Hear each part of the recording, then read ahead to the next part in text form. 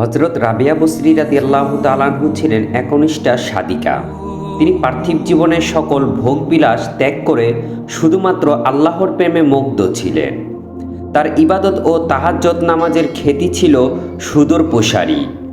দিনের বেলা তিনি রোজা রাখতেন আর রাতের অধিকাংশ সময় তিনি কাটাতেন আল্লাহর ইবাদতে।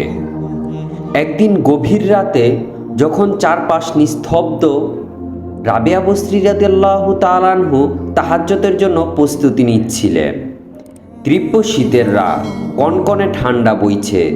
তিনি তার বিছানা থেকে উঠে ওযু করলেন এবং ইবাদতের জন্য ঘরের এক কোণে তার নামাজের স্থানটিতে এলেন।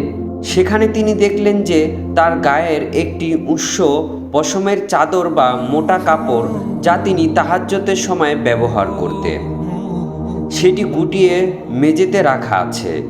আর সেই চাদরের ওপর একটি ছোট বিড়াল শান্তিতে ঘুমাচ্ছে। বিড়ালটি গভীর ঘুমে মগ্ন ছিল এবং ঠান্ডা থেকে বাঁচতে চাদরটির ওম খুঁজছিল। রাবিয়া বসরি রাদিয়াল্লাহু তাআলা আনহু চাদরটি টেনে নিতে গিয়েও থেমে গেলেন। তার মন বলল, এই ছোট্ট প্রাণীটি ঠান্ডার মধ্যে গভীর ঘুমে আছে। এখন যদি আমি চাদরটি টেনে নেই তবে ওর ঘুম ভেঙে যাবে এবং ঠান্ডা লেগে কষ্ট পাবে। আল্লাহর প্রতি তার যেমন নিখাদ প্রেম ছিল, তেমনি তার সৃষ্টির প্রতিও ছিল আপন মমতা। তিনি মুহূর্তের জন্য স্থগিত না করে সিদ্ধান্ত নিলেন। তিনি বিড়ালটির আরামের জন্য চাদরটি নিলেন না, বরং তিনি তীব্র শীতের মধ্যে সেই চাদর ছাড়াই একটি পাতলা চাদরে নিজেকে জড়িয়ে তাহাজ্জুদের নামাজ শুরু করলেন। কনকনে ঠান্ডা তার শরীর কাঁপিয়ে দিচ্ছিল, কিন্তু আল্লাহর প্রেমে মুগ্ন হয়ে তিনি নামাজে দাঁড়িয়ে রইলেন। তার অন্তর এইভাবে শান্তি পেল যে একটি দুর্বল প্রাণীকে তিনি সাহায্য করলেন। দীর্ঘক্ষণ ইবাদতের পর দিনের প্রথম প্রহরে তিনি সামান্য বিশ্রাম নিতে এলেন। সেই সময় তিনি এক স্বপ্ন দেখলেন। স্বপ্নে রাবিয়া বসরি রাদিয়াল্লাহু তাআলা আনহু দেখলেন যে তার দীর্ঘদিনের সব ইবাদত, সকল তাহাজ্জুদ, রোজা এবং জিকির একটি একটি করে তার সামনে পেশ করা হচ্ছে, কিন্তু একটি ইবাদতও আল্লাহ তাআলার দরবারে কবুল বা গৃহীত হচ্ছে না। এই দৃশ্য দেখে তার মন দুঃখে ভেঙে গেল।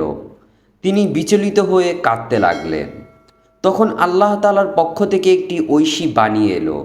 এক অদৃশ্য আওয়াজ ভেসে এলো, হে রাবেয়া, তোমার কোনো আনুষ্ঠানিক ইবাদতই, তাহাজ্জুদ, রোজা, নফল আমার দরবারে কবুল হয়নি, কিন্তু তোমার একটি কাজ আমার কাছে এতটাই পছন্দ হয়েছে যে বিনিময়ে আমি তোমার সমস্ত ইবাদত কবুল করে নিলাম।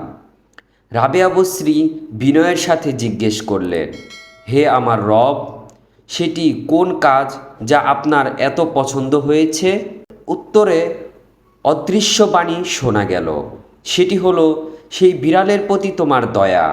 যখন গভীর রাতে তুমি আমার ইবাদতের জন্য প্রস্তুত হচ্ছিলে, তখন তুমি দেখলে যে তোমার উৎস চাদরের ওপর একটি দুর্বল প্রাণী বিড়াল ঘুমিয়ে আছে। তুমি নিজের শীত উপেক্ষা করেও বিড়ালটির ঘুম ভাঙাওনি এবং তার আরামের জন্য চাদরটি টেনে না নিয়ে তীব্র ঠান্ডার মধ্যে একাই তাহাজ্জুদ আদায় করেছ।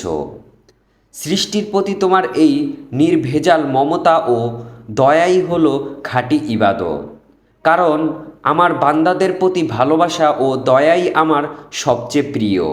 এই স্বপ্ন দেখে রাবিয়া বসরি রাদিয়াল্লাহু তাআলা আনহু এর ঘুম ভেঙে গেল।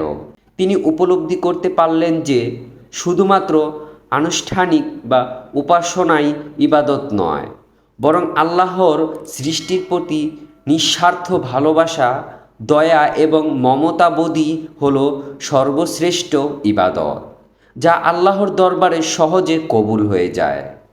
এই ঘটনা তাকে আল্লাহর প্রতি এবং তার সৃষ্টির প্রতি আরও গভীরভাবে প্রেমাময় ও দয়াময়ী হতে অনুপ্রাণিত করেছিল।